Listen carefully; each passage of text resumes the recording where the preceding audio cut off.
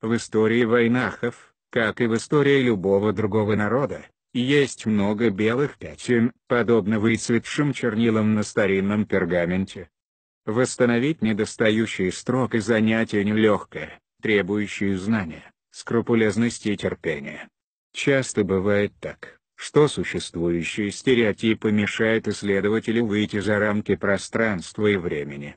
Что делать, если факты, обнаруженные в архиве истории, то есть в языке, увлекают нас в древние культуры и цивилизации? Остается одно, используя научный метод сравнительного языка знания, постараться из существующих фактов воссоздать некогда существовавшую картину бытия. Так поступим и мы, оставим в стороне стереотипы об исключительно северокавказском генезе вайнахского языка, и переместимся в Древний Египет, в эпоху фараонов, мумий и саркофагов. Из истории Древнего Египта нам известен существовавший в эпоху фараонов институт погребения. Роскошные царские погребальные камеры, обделанные золотом саркофаги, загадочные мумии и тайные амулеты. Вот неполный список того, чем интересуются и зачем охотятся историки и музейщики всего мира. И вновь у нас возникает вопрос, при чем здесь вайнахи? Оказывается, в нахском языке сохранился очень емкий пласт древнеегипетской культуры. Изучая историю письменности Древнего Египта, первое, что бросилось в глаза, это то, что слова из нахского языка читаются так же, как писались и читались египетские иероглифы. Снизу вверх и сверху вниз, слева направо и справа налево. Неудивительно ли? Посмотрим на эти слова. Пишем слово «лак», снизу вверх, значение этого слова вверх. Пишем слово «кал», в значении вниз. Здесь мы видим закономерный переход кахавка. Совпадение? Пишем снизу вверх слово «хял» в значении вверх. А написав это слово сверху вниз, получаем слово «лах», вниз. Опять совпадение? Третий пример.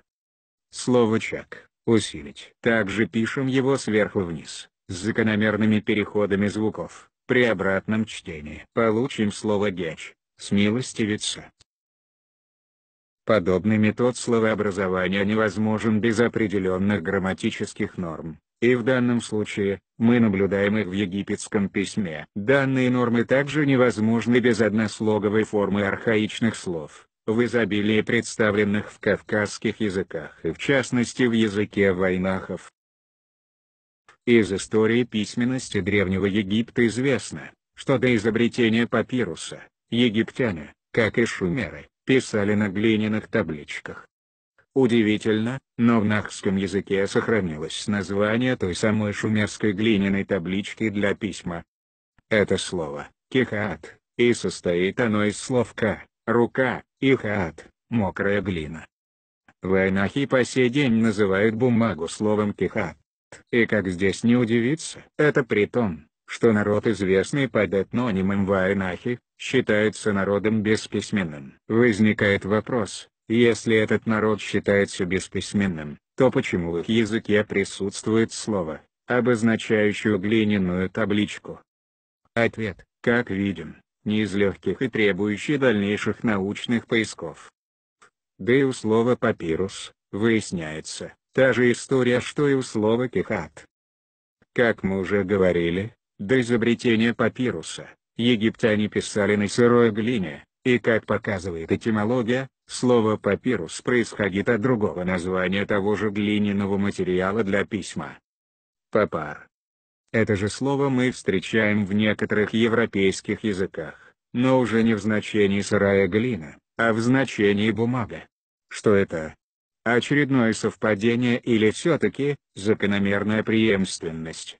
Не будем пока делать никаких выводов, а посмотрим на следующее немаловажное свидетельство из исторического архива, то есть языка.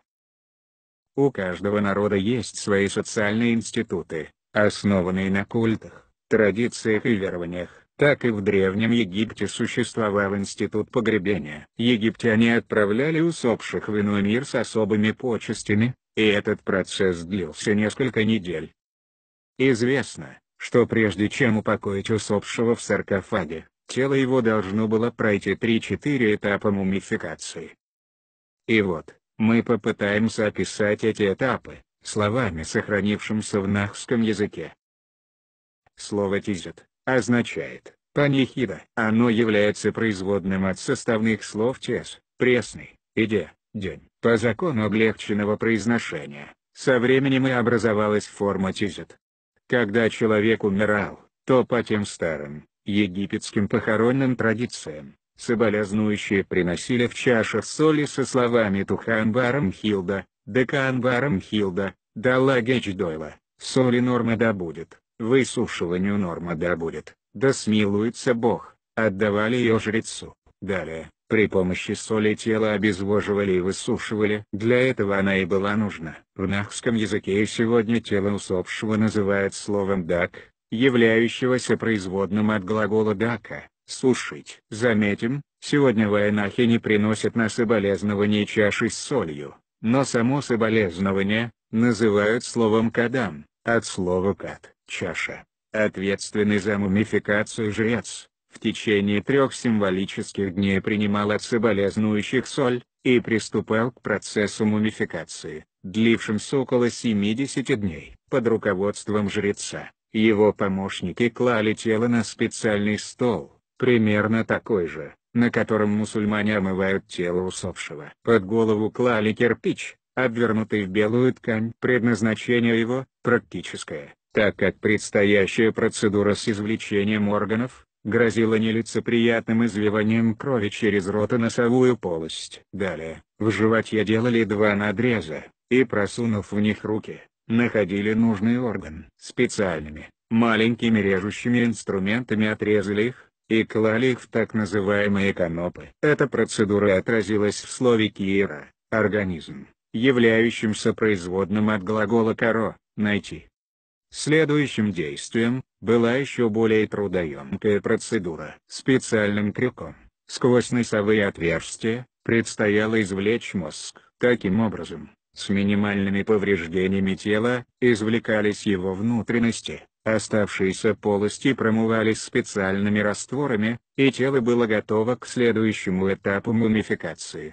Интересно, но и эта процедура, с извлечением мозга, отразилась в языке вайнахов, и обрело несколько иной смысл. Выражение «хьяхамарачикхвили» соответствует русскому «выносить мозг», «надоедать», а дословно переводится «мозг сквозь нос прошел». Поскольку процедура с извлечением мозга была трудоемка, и жрец постоянно требовал от своего помощника тщательности в исполнении этой работы, появление данного выражения более чем объяснимо. Возможно, отсюда же и выражение «самерикхача» — «душа к носу подошла», в просторечии означающее предсмертие. Но уже точно известно, что русское «сумерки» появилось от данного выражения. Следующим этапом было обезвоживание тела. Тело осыпали солью и оставляли на определенный срок.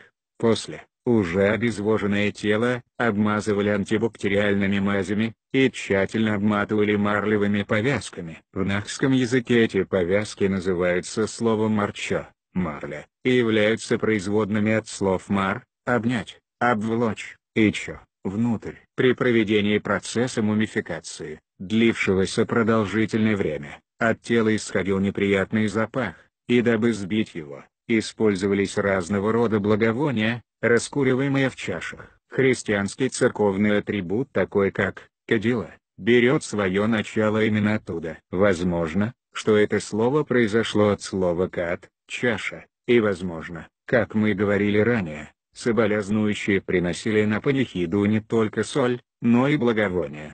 В христианство вошла и традиция хоронить усопшего в гробах. У мусульман, которые хоронят усопших не в гробах, вместо этого используют боковые могильные ниши, закрываемые досками. Эти доски у вайнахов называются словом «упах», и является составным от слов «у» — доска, и «пхиха» — посуда. Получается смысл — посуда из досок. Не то же ли это название гроба или саркофага?